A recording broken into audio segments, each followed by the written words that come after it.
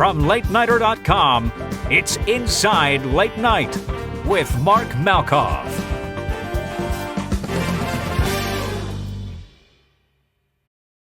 Hey everybody, John Scheider here from LateNighter, getting you set up for what you are about to listen to, which is a fantastic conversation between Mark Malkoff and Roy Wood Jr., who you may know from his time as a correspondent on The Daily Show, but he is now the co-host of Have I Got News for You over at CNN, and he has a new memoir out now, The Man of Many Fathers, and this is a fantastic conversation between Mark and Roy Wood Jr., so without further ado, here's Mark. Roy Wood Jr., nice to see you. Thank you. Thank you for having me on. How the hell are you? I'm doing well. So you are scheduled, by the time this airs, it'll be over, but you're scheduled tomorrow to go on Jimmy Kimmel Live. You've been on Yes. before. How do you prepare for a talk show appearance? Have you just been jotting ideas down the last week? How does something like that come together? Do you have a game plan for tomorrow already?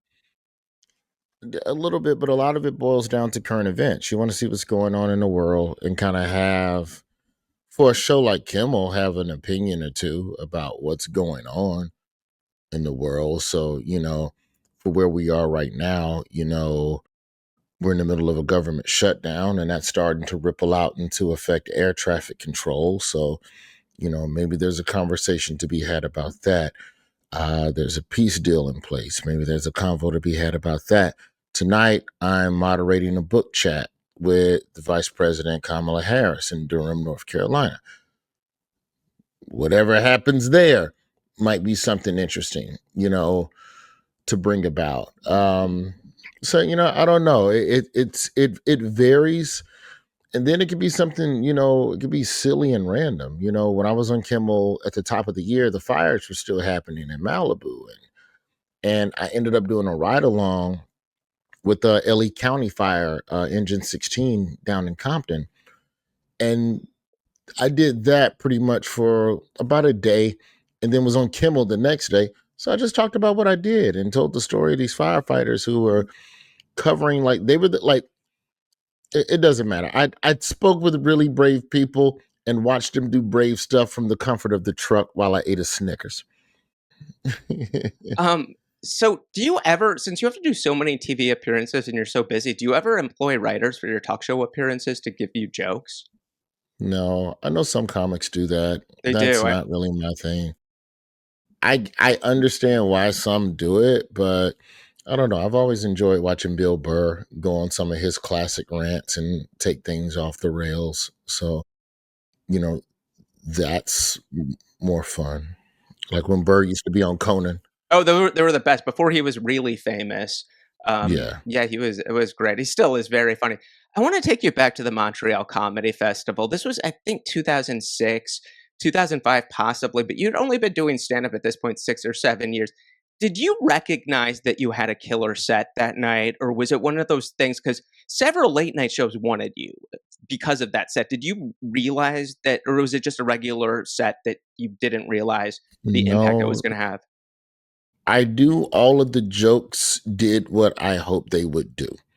Because Montreal was also my first time performing out of the country. So I was super nervous about, oh Lord, I don't know how this will translate. And I'm Southern and I have a thick country drawl. How's that going to come across up here? And, I have all of these random jokes, and some of them, or at least I considered them edgy at the time. I don't know how that's going to, you're just in your head about how much of the Americanness of the bit is going to translate on another side of the country. But that New Faces set, it was good. It was one of those nights where everything's working. And as I'm walking off stage, I meet the booker for Letterman, Eddie Brill. He comes up and introduces himself to me. And 3 months later, I'm on Letterman making my network television debut. And I feel like that's when I kind of figured it out. It wasn't at Montreal. I've had good sets before that lead to nothing. What is this worth? What does this mean? Whatever. I got a really nice write-up in the Montreal Gazette the next day about that set. But again, it's It's comedy, it's all subjective. But when I was on Letterman 3 months later, I was like, oh, that guy really liked me. Because I know it does not, the runway to get on late night as a comedic performer, 9 to 12 months, usually. So to go from Montreal to basically right on the air, that was pretty monumental. Were you nervous? How were you before the show being backstage and working on the set with Letterman, I was Eddie? petrified. I was petrified at Letterman. One thing that helped though is that the couch guest, the first guest before me that episode was Pete Rose, and R.I.P. to Charlie Hustle, but a little rude backstage to your boy, and he wasn't a jerk, but it was a little off-putting, and that gave me just enough fuck him to forget about being nervous for my set. So in a way, Pete Rose helped. The irony is that I got on Letterman in 3 months after doing Montreal, never performed on the show again. You So never know. I mean, some of the best Johnny Carson people, some of the best. You never know. Some of the on Letterman, but yeah, you had a good enough set that all the other shows did want you. It's strange with Pete Rose because normally when they're backstage at a show like that, they're on their best behavior. They might be jerks to the people that are waiting outside for autographs, yeah, but normally they're polite. But I'm glad that helped if you. I'm not mistaken, '06, Pete Rose was still on his Please Reinstate Me PR tour and still kind of like doing public appearances and looking like a regular guy. And I guess hoping that would influence MLB to eventually, reinstate him and Hall of Fame eligibility and blah, blah, blah. Um, but no, it wasn't. I've had worse interactions backstage, let me say, but it was one of those, oh, that's a guy respecting a sport I love. Oh, oh, that's your energy. All right. Well, let me go figure out my jokes then. And I was still blue, man, and bright eyed and thinking everything was beautiful. Like anytime I did television, I was just always bubbly and friendly, and it just never. I tell a story. Um, I told a story years ago about when I met Alonzo Bowden, who's to me by far one of the best comics working today. And I met Alonzo in the semifinals of Star Search on CBS. And because I come from a world of showcase comedy, which at the time was, BET's Comic View and the Apollo, and I think I'd done Premium Blend at that point with Comedy Central, where we're just all here and we're comedians being funny. How you doing? Yeah, chit chat, backstage, chit chat. And I go over to Alonzo Bowden, and he's not rude, but he's just in a zone. But I took being in the zone as rude because I didn't understand this is competition comedy, bro. You have 90 seconds. You have to nail this performance. There's so much riding on that 90 seconds. And I'm just walking back there, oh, we're happy, happy. And went out there and got my ass handed to me, and Alonzo went on to the next round. It was like, it would be years later when I started doing Last Comic Standing, and then the happy, chipper youngins would come up to me, and then I'm kind of like shoo-shooing them away a little bit. All right, man, good talking to you. I'm gonna go work on my set now. Yeah, everyone's different with their process. Letterman needed quiet. Johnny Carson could be behind the curtain, just joking around, but everybody's process, whatever it takes to get you there.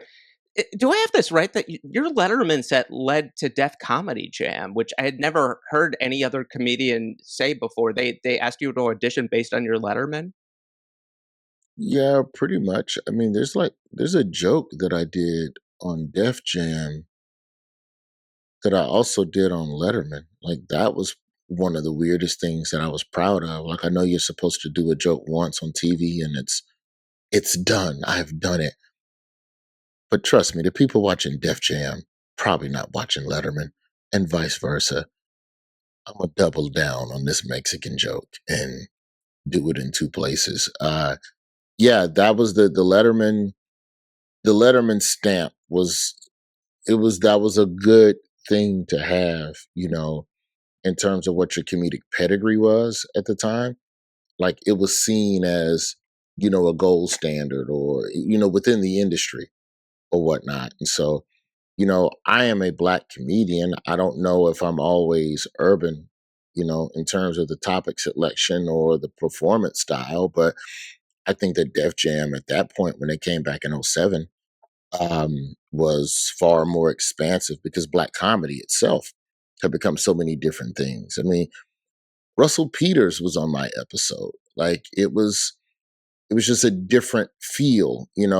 I'm sure there were non-Black minorities in the old era of Def Jam, but probably not a lot. Probably not a lot. Um, but yeah, those were good times, man. I do know for a fact, I can't remember. It's me, Chappelle, and like maybe one more who have performed on Letterman and Def Jam. I never I'm thought of that. definitely Yeah. the only one. I'm definitely the only one to do it in a 12-month span. Yeah, that says a lot that you could perform almost anywhere. How did Craig Ferguson work out? I know they wanted you from Montreal as well. You did that the year after you went on with Dave. Yeah, I mean, you got a choice to do Letterman or Ferguson. You have to do Letterman because it's the earlier time slot. It's the more legacy Sure. show. Ferguson was still kind of finding its legs and everything. Ferguson was fun. That was the main thing I remember about Ferguson was that's when I learned about the concept of block shooting and how they don't shoot everything within the same day per se. Like I performed, it was me and like another comedian and then like three music acts. And then I'm like, oh yeah, it's gonna edit together nice on the day. And it did. I don't even think Ferguson was there to see me perform. I I think the didn't house know MC. that. Matter of fact, I'm positive the warm up act in the room brought me out. And then when it's time to tape the front half of the episode on that day, Ferguson will say, ladies and gentlemen, my guest tonight is a comedian. Give it up for Roy Wood Jr. And then he just does a right hand look to where I would be, but you watching at home, you're none the wiser, but you will never see me and Ferguson in the same shot. I didn't You know know, that. I know Stephen Colbert for a few years on his Late Show would the stand-up comedians he would not be there. They would shoot 4 or 5 of them with an audience and Stephen wouldn't be there and they would do correct. exactly what you're saying. That doesn't happen anymore, but yeah, and then I know Conan loved you because you went on something like 4 times. What was it like with Conan? Conan was great too. Conan was probably the best because Conan's the only one out of all of those that I did twice or more than once. I did Letterman once, I did Ferguson once. At that point, I had not done Tonight Show. Leno's people, Tonight Show didn't really rock with me back in those days because you were either a Letterman guy or a Leno guy. Comedians weren't allowed to double dip between those two programs. So once you did one, your name is sullied with the other. Even though Letterman's not booking me anymore, like I did Letterman '06. At this point, it's 2010, 20. I hadn't done Letterman in 4 or 5 years. Tonight Show still wouldn't touch me. Um, but Conan did. When Conan left NBC and went to TBS and was building this new thing, Conan O'Brien, it's not stated enough what a champion he was of stand-up comedy and supporting stand-up comedians. I did Conan every year, I think for 4 years. And every year there were some times where that was my only televised stand-up credit. And that 5-6 minutes on Conan was enough to get me into the colleges every year. I had a new piece of tape every year to promote myself. Like, there's a million stories about, oh, Conan's a good guy. And, hey, that motherfucker kept me fed, bro, at a time when nobody else was rocking with me. I was ice cold in LA. I didn't really have a good time in LA. JP Buck, Conan did the stand-up. He was wonderful. I worked with him on another show, but he was great with the Well, okay, stand-ups. so Yeah. funny JP Buck story. He was the booker of Star Search that I did in '03. Oh, with Arsenio was the and that's how host. I met him. Yeah. Yes, JP Buck was the comedy booker for the Star Search reboot in 2003, and that's how he and I met. And then it boomeranged all back around because when Conan left NBC to come to TBS, he hired JP Buck.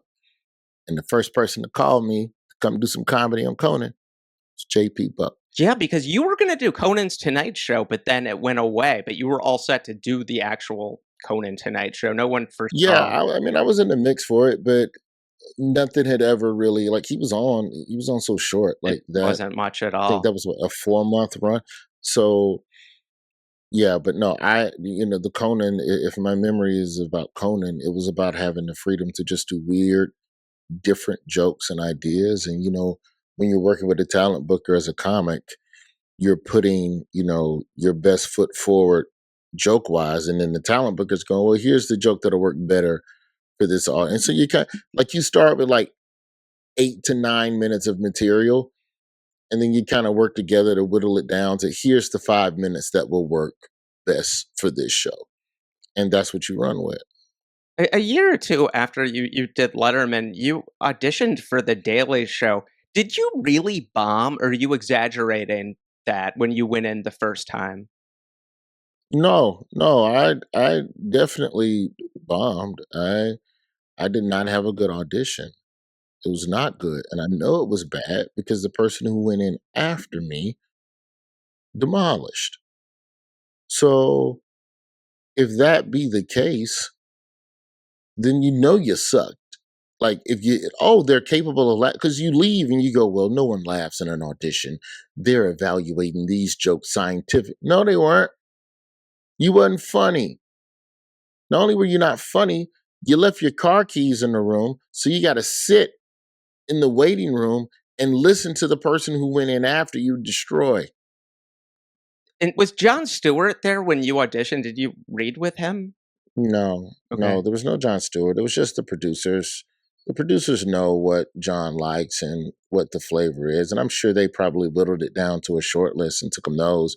And from that, they made the selection. But to get on the short list, I did not that day. The person who went in the room after me was Wyatt Cenac. Oh, wow, yeah. I'd say he had a pretty Funny. good run on the show. Yeah, as Yeah. you did. What do you think it was years later in 2015 when you got The Daily Show? What did you just chalk it up just to experience that you were more confident as a performer? That you had done more television? I just hadn't acted enough. I was too focused on my lines that I was not listening to what they were saying. So I mean, even something as simple as like when you hold your head and you nod like you're listening to the anchor, you're the reporter in the field. I didn't even do that. So the idea of like having emotions and difference and which changes how you read each line, it changes your performance. I just wasn't plugged in enough. That's all it was. And I fumbled it. The fact that I even got another opportunity is fucking wild. When you were there at The Daily Show, 2015 to 2023, what are some of your fondest memories? If you could pick maybe 1 or 2 days from your run at The Daily Show where you're like, "This life is good. I can't believe this is happening." First day, because we were live across all Paramount networks. Trevor's first day, September 28th, 2015. We were live on like 8 different channels and streaming live, and like everybody was watching, waiting to hate Trevor. And that was a good day because we punched motherfuckers in the mouth.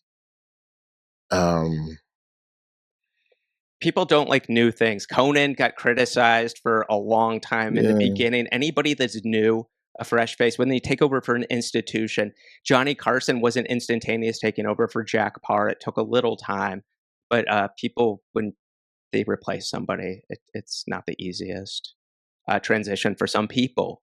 I would say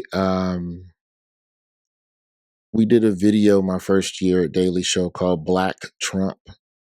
And we took all of Trump's quotes and I sat with the writers and the producers and we just laid every single wild and random thing Donald Trump has ever said, like in the last 5-10 years, laid it out in a huge ass Word file and just went through and created rap bars And by the end of it, we got a rap song comprised entirely of Donald Trump quotes to establish that he just brags and talks shit like a rapper. And so we record the song, and I'm like, oh, this is pretty funny. Then I go, well, Trevor or somebody went, oh, there should be a video. All right, let's shoot a video. Well, if he's a rapper, we got to do it big. Next thing I know, a week later, we're at somebody's castle in Long Island. There's 5 Ferraris. There's 20 models. There's stacks of fake cash. There's jewelry. And I'm standing there in a suit and a Donald Trump wig with Jordan Klepper next to me as my Secret Service agent. And I just remember turning to Klepper and just going, I went to college. I went to college to do this. I have a degree in journalism. This does not feel journalistic, but damn, this is fun. That was a good day. It was a funny video too, man. In hindsight, we did the video also when Trump was still Republican primaries. So the idea of him even being president was just, that's silly. You'll never be president. So you could laugh at him a little more. But yeah, it was a 12-hour day, but it was fun. It was legitimately a good time, man. Klepper was out there. He had broken his ankle or some shit, and he was out there in a boot, but they had like put like a sock over the boot to make it look like a dress shoe, so you couldn't even tell he was all fucked up. Power of television. It was a good day. In 2023, when you left The Daily Show, were you emotional about it? Was it one of those things where you're really sad, or were you just ready to get out? I don't think I was sad. In fact, I'm positive I wasn't sad. It's just a procedural. It's a procedure. It's nothing personal. It's business. Like, I wasn't fed up with the show. It's just, all right, I don't quite feel safe here in the long term. Why not? I should go. Why didn't you feel safe? Just from a creative standpoint, or how you were being treated, or? No, it's multiple factors. You have to think about your career in blocks, 5 to 7 year chunks, right? At this point, I'm at the show 8 years. Trevor already left the year before. We're getting into this idea of the show needs a host, is my opinion. I don't want to do another year of guest hosts or like. So the show. There's a couple of factors. One, there's a merger happening with Viacom and Paramount and whatever. The merger that finally happened this year, that had been percolating for 3 or 4 years. So I knew the merger was coming. Nobody knows when, but you know it's coming. Well, when there's a merger, you consolidate costs.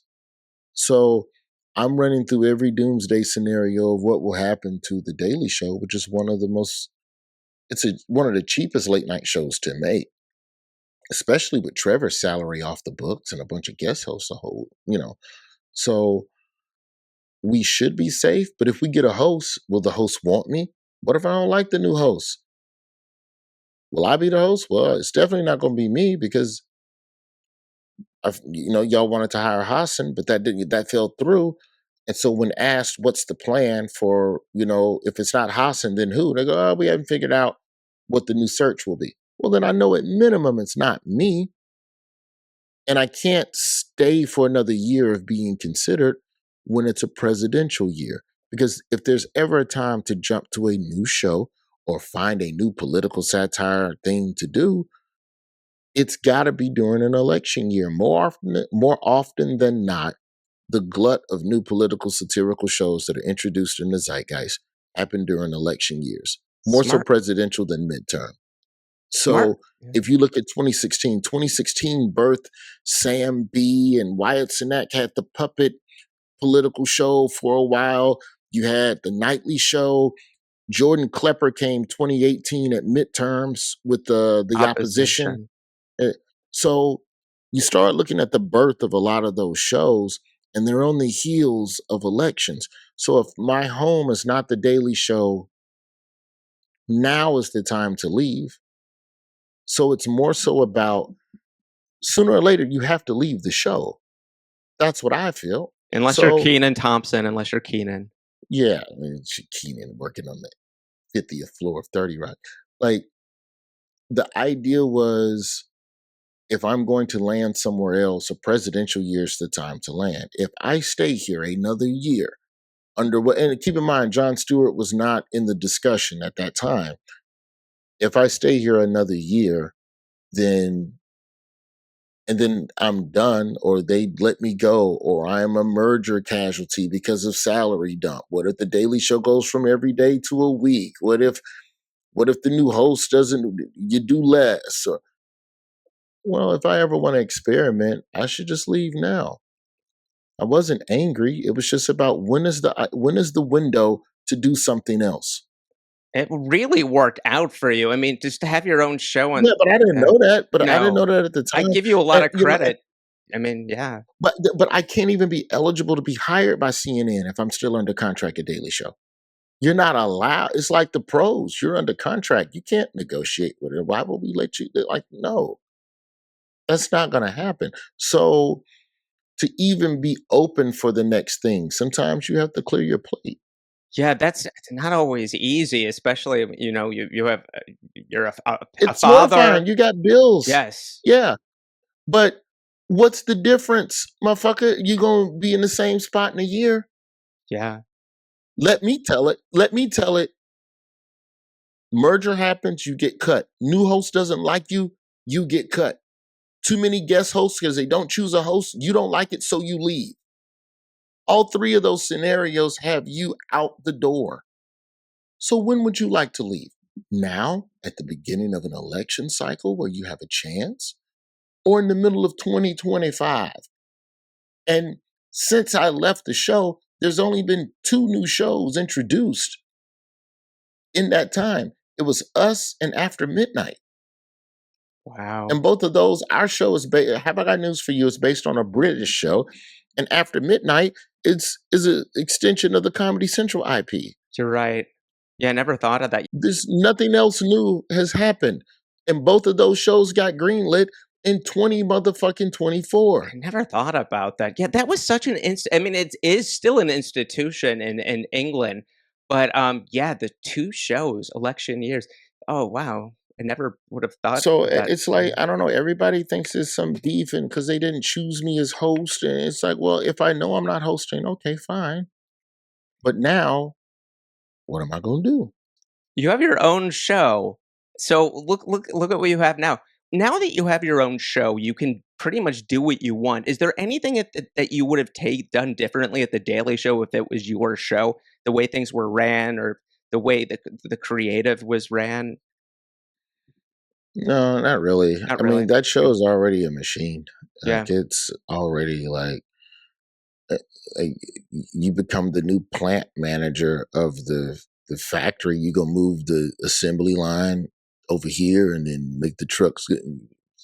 Like you can change some of the ingredients, but the way the show is made every day, like I think the only real difference from host to host, like if you go back and look at the guest host episodes, the biggest difference was the angle of the punchline. The setup is the current event. And that remains that at the show, even under Jon Stewart. But the punchline and the moments of poignancy where whatever salient point you're trying to make about the issue, that's where you see the differences from host to host and person to person across late night, because we're all fishing from the same media cycle. But no, I don't think I come in and I don't know, you change the desk from a rectangle to a clear table. What visual aesthetic change can you make? sure. I think there's probably more parodies or the types of joke vehicles we would use. Like if you look, like a big difference from Trevor to John, from John to Trevor, was that Trevor, because he was younger, he was more in tune with digital. The show eventually won Emmys for their digital work. And that happened under Trevor. That never happened under John. And so that was Trevor thinking of new vehicles where you could take what the show does and still do it, in different places. So, Smart. I don't know. If there's, I will say this: I enjoy doing field pieces, and if there was a way to do more of those on the show in a smaller, quicker capacity, that would have been dope. But I don't think that was for what it takes to make that show work. It's not your local news station where you just go shoot something real fast. It's good because there's a process and there's a lot of refinement that has to happen, which means there's a lot of people involved. And so, a lot of the things that I wanted to do probably required a degree of brevity that I would argue is probably reckless at that level. It's creatively reckless because you also want to make sure you're getting the points right. Because at the end of the day, that's why you're here, is to try and make a point. So, knee jerk, no, I never really sat and thought about that. I never got pie in the sky about, well, if it's not Hassan, I know it's gonna be me because I did the correspondence there. Man, I've seen I've sat at a table with people who have looked us in the face and told us our sitcom was coming back, and a week later we were canceled. I've worked radio jobs where I found out I was fired over Twitter. So this idea of employment and having some sort of emotional connection to it, I don't know if I do. I have a lot of friends over there. They know how to get in touch with me. It's not the end of the world. It's just business. You have a good attitude. How did you get over to London to guest host Have I Got News for You? Because it's this big institution over in England. It's been going on for decades. How did you become a guest host, and did you have any expectations? Now you want to talk about not wondering if you're the Americanish of your jokes. That's not a word. You want to talk about being, but the producers of the CNN version of the show are also the same producers of the London version. So they liked me. They thought it would be fun to do a quick little crossover, and it ended up being a really good time. I'm terrible at pronouncing British words, so that's usually the main thing that kind of goes wrong more than anything else. um, but no, the producers at CNN, they're like, "You want to go to London and host an episode?" I'm like, "If you want to see me butcher words, I'll eat beans for breakfast in exchange for that. You cool, no problem." I want to get Michael and Amber out there. I want to get my Oh, team they're captains out so there. good together. They work really well. Their chemistry is fantastic. Yeah, The group, I they mean, are lunatics. yeah, you're on season 3. You've done 26 episodes, 10 episodes a season. What have you learned from this process now, having your own show versus, being a correspondent on a show and working in television for so long, but having your own show essentially? What have you learned? I think hosting, I think being a part of being the, kind of the head of the snake in terms of the face of the show. Um, there's a level of degree in care and concern for staff that you need to make sure you maintain and have, because you're only as good as your crew on any of these shows. So I try my best to shoot the breeze with the crew when I can, and I'm not as always as good about having lunch with everybody because I always have some other media thing going on or whatever. But more often than not, I really am just trying my best to just make the best show you can that week and then forgetting about it and moving on to next week. Like that's been the biggest thing, is letting go of the joke you wish you did or a moment you wish you had. But man, but when he said this, I should have said that. You didn't say it. And if you keep thinking about it, it's going to pollute your preparation for the following week. So I think you just have to let it go. You do the best you can. You close your laptop, and then you come back next week and do it. And, try once more. How much editing is there? You do the show at the Broadcast Center on 57th Street at CBS. After the show, how many minutes would you guess, if any, is it over, and are you a part of the edits? I'm not a part of the edits, and I don't want to be. Like, y'all have been doing this show for 30 years. You know how to put it together. You know what stuff works within the show. I'd say they're probably trimming about 20 minutes fat, Wow, that's more than maybe I 30. thought. That must Right. be really hard, It's Yeah, it's hard necessary, for them. obviously. I don't give a shit.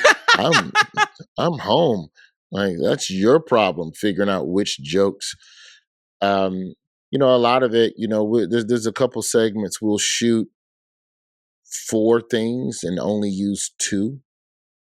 And a lot of that comes down to, okay, do we want to keep the funniest two or the most poignant two? And then also a lot of it also boils down to how stories evolve and change. Sure. You could have a joke in there that's, oh, Eric Adams, man, Eric Adams, him and Cuomo, the candidate. And then after you get done, Adams announces he's dropping out of the race. And you air tomorrow. We shoot the day before. So between shoot to air, there could be something that happens that affects an entire chunk of the show. So you need that extra little bit of cushion to be able to, get back up to the proper amount of minutes for broadcast. So, but yeah, not a lot. Who are your dream guests to be on the show? If you get a few. Ted Cruz would be fun. Gail King, not in the same episode, but I think I think those two. I think any sitting Republican, I think, is a fascinating choice, just because you're not going to change their mind, but maybe through conversation and jokes, you can get a little bit of truth permeated into the minds of one of their followers. How much of the show, in terms of what you do, is ad lib and in the moment versus prepared material? Everything you see on that show is pretty much 90% ad libbed. Wow. The questions on the cards, that's all just me asking the question to keep things going. But if you look at what I do as a host, 9 times out of 10, I'm just reacting to what's happening around me. I'm not having a whole bunch of jokes on a card to only do the monologue style. No, you just keep it fun and light, and the conversation will find you. It really takes me back to, like, hosting this show gives me a new level of appreciation for Chelsea Handler and how she was able to do that for so many years on E! Talking about celebs with Chelsea lately. And so I just think that part of the job I'm very thankful for, because I feel like as a host, it's my job to kind of be what the viewer kind of wants in a way, which is just come catch up on everything that happened this week and let's keep it light and fun and just informative. I wanted to ask about your time in Florida. You graduated in 2001 from Florida A&M University, and I know that you did Mhm. open mic in Birmingham at I believe it was the Star Dome, and you were doing about maybe once a month initially. Were you really doing a 5-hour drive from Florida to Birmingham every month just to do an open mic? I was doing an 8-hour bus ride, bro. I wasn't doing no drive. I didn't 8 have a car yet. hours just to do an open mic. Yeah. Wow, that is dedication. I don't know. I liked it. I don't want to perform in Tallahassee because I don't want to see people I know. I was wondering. Okay. So screw that. Yeah. Screw that immensely. Um, but yeah, that was kind of my thing, man. It was just doing my best to crack whatever jokes I could and then get back to school. Probably did that. I took the Greyhound down to Tampa. I would go over to Jacksonville. I would go up to Charlotte. I took the Greyhound up there once. I was 19, man. I just wanted to get on stage. I didn't really care about anything else. How do open mics lead to you opening up for Tommy Davidson? You hadn't been performing that long, correct? When it all happened with him? By the time I got to Tommy, that was about a year and a half, It's not somewhere long. in there. Yeah, but I mean, I didn't tour with him. Like I was the house, and like I was the MC at the comedy club. But it was a big deal because for the comedy club to trust you to open for Tommy, that's huge. Yeah. That's a huge thing. I thought he was going to take me to LA with him. I packed 2 months worth of luggage. He did not take me to LA with him. It did not happen yet. Um, I read something that you said one of the hardest audiences that you have ever faced was the amateur night at the Apollo. Can you talk about that? Yeah. I mean, it's black people doing their best to boo you. But if you're good, you earn it. You know, How did you do? The Sandman didn't come on when you were performing. no, but I You were close. almost, Okay. yeah. Like I came off stage early. Like you're supposed to do 3 minutes at the Apollo. I did 2 minutes and 14 seconds because I knew the boo was coming, and I said, "Y'all not gonna get me." So I said goodnight, walked off stage. Then you still have to come back on stage anyway for Kiki Shep for the audience judging, and they booed even harder. And I said, "Damn, you can't escape the boo." What year was that? Was that when you were still like doing the day jobs like Golden Corral? Was it that when you did the Yeah, Apollo? that was 2002. I had already moved back home to Birmingham. I was interning at a radio station, at a station I would end up hosting my own morning show, ironically. Um, yeah, that was Apollo was easy to do though. Like you just submit your bits to the like you send like a tape of you and you mail it in, somebody watches it, they think you're good enough, you get the call. I got the call and I was just going back and watching it. I was talking way too fast. I wasn't personable. I didn't greet the audience. I just broke every regular mechanical rule of public speaking, not even comedy, just of general public speaking. So I didn't connect, um, but still returned years later to host the Route 100. So, you know, I've had a couple of moments of redemption on that stage, just not televised yet. The Apollo. When you get your own radio show, what is that? Your dad was a big deal in radio. I mean, in a place like Chicago, I was reading an old newspaper article. I mean, they called him a household name. I mean, he was doing a syndicated Yeah. national column. It was one black man's opinion. For you to have your own radio show, what did that mean to you? It was interesting. It didn't hit me 2 years later when I had my own child, but yeah, I had a morning show in the city on the station, hired by people that used to work for my father, nonetheless.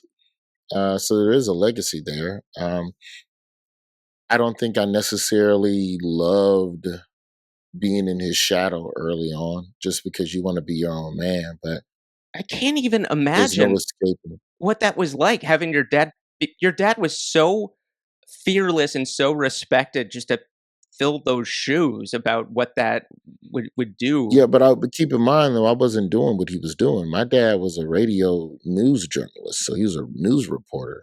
My Yes. pops went out and did interviews. He held town halls. He had call-in shows. It was the whole gamut. Politically speaking, and he covered a ton of like dangerous conflicts globally. Riots, So he was South respected Africa. for yeah. So he was respected for a lot of reasons. I'm the comedian doing prank phone calls. You know, Yeah. Now by the time I work my way up to host, there is a different level of responsibility as the host of a morning show because in Birmingham, we were the community station. We were the only morning show that was local in town and had locals on the mic. So that means when certain things happen in the community, we had to be the pulpit for conversation. That show would turn into a barbershop real fast. That show would turn into a place for local activists to come on and talk about. So in a lot of regards, I became my dad in a way where I just, allowed my show to be a megaphone for people that had, things of worth to say to people. Um, but yeah, that was an interesting time, to kind of be in that shadow. I'll always be in his shadow, especially in Birmingham. But I think all in all, the morning show really got me ready for Daily Show because the radio show gave me the opportunity to be creatively different and think outside the box. It was the first place I worked where I was allowed to go, okay, I see how y'all do it, but is there a different way to tell this joke or to get to this emotion or this thing? And God bless them, they let me try. You were really well known for at the time for your prank phone calls. I have to ask if you're comfortable sharing. Were any of them staged? Negative. Not a single prank call Wow. was staged. And I'll sue anybody that insinuates that on a play. Like Yeah. in a way, it's a funny compliment for people to say they're staged, but this was the Wild West, man. This is '01, '02. You just call a stranger because people still Right. answered unknown numbers back then. I wasn't sure. All I know is there's I just know that there are certain radio stations that employ people to do that. And I just was wondering, but that makes sense that they Oh did it. no, I Yeah. get what you're saying, but Yeah. no, like most of the pranks I did also, I was put up to it by relatives. You know, they wanted you to prank call the people or whatever. But yeah, I know there's some radio shows that embellish the content for the sake of having something entertaining to show the people. But no, I never in a million years did I do that with my stuff. I was reading research on you, and we're about the same age. And growing up in Birmingham, you were watching the same childhood show I was watching when I was in. At the time, I was in Arlington Heights, Illinois, which was "You Can't Do That on Television," with the green Ah, slime. yes. My introduction to sketch comedy. I mean, really before SNL, and I love that show. What do you remember from watching that show? I just remember the slime and the silliness. If we're talking introduction into sketch, I remember Hee Haw Oh yes, that was more syndicated. I remember seeing that on the than I weekends. do Yeah. um, You Can't Do That. Like, You Can't Do That, I just remember them being slimed and there would be dialogue and then there would be a funny sketch and stuff like that. But I remember I don't know why I remember Hee Haw. And then I remember that donkey, this animated donkey being the transition shot from sketch to sketch. It's just such a silly ass, such a silly thing. But yeah, I remember that. I remember Danger Mouse, if we really want to Oh get into yeah. Nickel. Penfold, his sidekick was Penfold, I remember, Danger Mouse. Yeah, I need to watch an episode of that I again. have to say, early Nickelodeon, they have so much now, but there weren't a lot of options back then for kids. But yeah, Nickelodeon was fun. Yeah, especially for cable. Like, I mean, most cartoons, it was all, He-Man, Voltron, Transformers, G.I. Joe, of course. Like, I don't even think Disney, as a matter of fact, I know Disney Afternoon wasn't even a thing yet. No, oh, not even close. I was gonna ask, at the correspondence dinner, what was that pressure like? Was it just a regular gig, or did you feel a little bit more pressure than you would normally feel when you were hosting the White House Correspondence Dinner? It's probably the most pressure I felt professionally is a correspondence dinner. Just the weight of it. You knew people were gonna be watching this, and it was gonna get in the press. And Yeah. yeah. Also, it's jokes that are literally of the moment.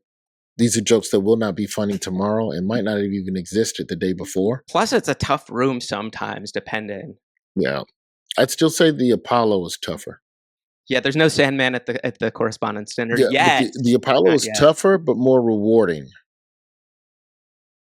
because when you get love from black people, man, there's just nothing like it because I am allowing you to heal me with your words. It's a level of intimacy, laughter. You're allowing someone to touch parts of you that you keep sheltered off. Because to laugh, you have to unarm, you have to be disarmed. It's a huge, huge compliment. Correspondence dinner is a little different though, because I feel like half the room wants to hate you, and every joke, half the room will hate you. The catch is, you don't know which half of the room. And that changes from joke to joke. And so that part of it becomes like just grossly maddening to figure out how to oscillate and how to stack the room and figure out, okay, if I do this joke this way, but if I put this joke after this joke, then will that joke be like it's a lot of that. Are you still auditioning? Because I mean, you were great in Fletch, by the way, and you did 3 years on the TBS sitcom. Are you still auditioning these days, or are you just focused on your Yeah. show? No, I still audition. I get roles here and there. I was just in a film Love Brooklyn, beautiful romantic comedy with Andre Holland, Nicole Bahari, and DeWanda Wise. And top of next year at some point, I don't know when, they haven't set a release date, but I'll be in a Keanu Reeves, Jonah Hill comedy for Apple Plus, which I also auditioned for. Like, it's still fun to pop in and do other things. I don't ever want to be pigeonholed and just being a host. Smart man. I don't want that. I would rather do other things. Do you miss stand-up these days? A little, a little. You know, I had a Hulu special at the top of this year, which will probably be the last stand-up special I do at least for a year or two. You know, I have a book that just came out, and my plan is to take that book and really use that book as a springboard for something one man or something different. But you know, I would love to write like a little one man show. Like I would love to go on a Mike Birbiglia, Ali Sadiq journey, if you Oh, will. I'm sure you've had so many of those. I would love, yeah, that would be amazing. You know, like I think like one of those situations would be fun. Yeah, But I don't know, man. Like I just think comedy, everything's gonna always come back to that. yeah. You never lose that that love for performance. But the type of performance, I think that's the part that is I'm in a different state. I'm in a flux right now. I'm in a flux. I have to say, have I got news for you? So many people love it. I mean, it's definitely it was made for you. I feel like it's such a great vehicle, and I I wish you the appreciate it. best. And thank you so much for talking with us. This was fun. I hope you had an okay time. I'm grateful. Oh yeah, good times. I appreciate you. Thank you, sir. Thanks for listening. Please subscribe so you never miss an episode. On Apple Podcasts, please rate it and leave a review. Be sure to go to LateNighter.com for all your late night TV news. And you can find my podcast at LateNighter.com/podcasts. Have a wonderful week, and I'll see you next Tuesday.